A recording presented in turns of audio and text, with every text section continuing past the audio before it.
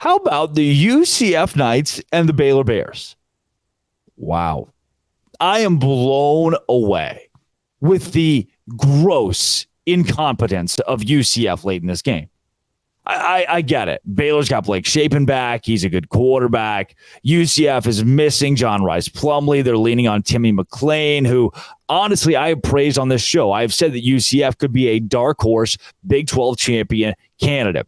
And at 21-0, 8 minutes into this game against Baylor, that's what I thought. I thought, all right, sweet. Okay, we're watching a legit Big 12 contender despite the loss of their starting quarterback. Good for them.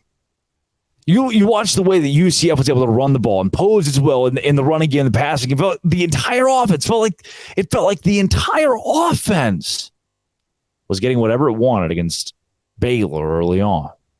And then Timmy McClain finishes 13 for 25, 234 yards, 2 touchdowns, 1 interception. That 13 for 25 is not good. Blake Shapen, 21 for 34. 293 yards and a touchdown. 66.7 QBR is not great, but it's better than Timmy McClain's 60.1. West Virginia, UCF, 235 yards on the ground. Baylor only 153. Most of those because Blake Shapen had negative 24 yards because of the sacks. But Monterey Baldwin was allowed 7 receptions, 150 yards, and a touchdown for the Bears. And the defense. The Baylor defense, Matt Jones leading the way. Devin Bobby. Cooper Lands. Some of these names, man, like a Devin Bobby, a Cooper Lands. We DJ Coleman. We didn't think that these guys are going to be people we were naming off on the Dose Grande. But teams like UCF say, come on, man. Come and hype them up. 35-7 score. UCF on top of Baylor. And it's the largest comeback in Baylor history.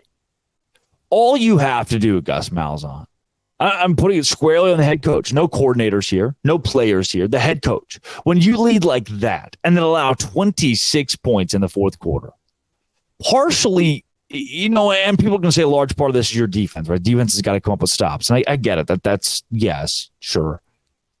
But offensively, you can't play not to lose. You can't abandon a game plan that's worked so well for you the entire game, and then you allow a far inferior Baylor team to win.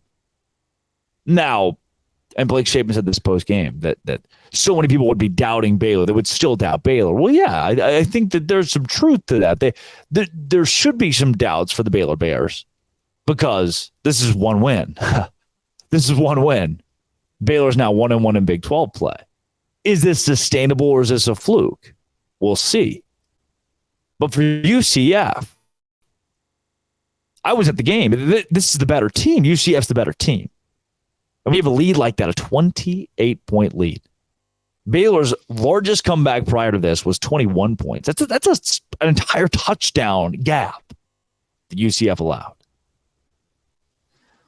I wish I could help you. But this is bad. Gus Malzahn should not be fired. No. Nobody should be fired over this. John Rice Plumlee comes back, and this game is different.